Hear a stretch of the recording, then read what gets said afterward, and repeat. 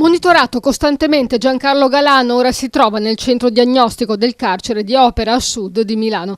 Si trova in una cella singola e da quanto si è appreso ha trascorso una notte tranquilla, se si escludono i controlli della glicemia che devono essere effettuati ogni 4 ore, le terapie per controllare le apnee notturne, il diabete e la gamba ingessata che deve rimanere in scarico. La sua arrabbiatura contro i deputati che lo hanno consegnato ai giudici è rimbalzata su tutti i media e ha indignato il popolo della rete. In attesa che inizino gli interrogatori rimane un giallo il suo effettivo stato di salute. Galan infatti è stato dimesso dall'ospedale di Este prima, anche se di poche ore, del via libera della Camera all'arresto.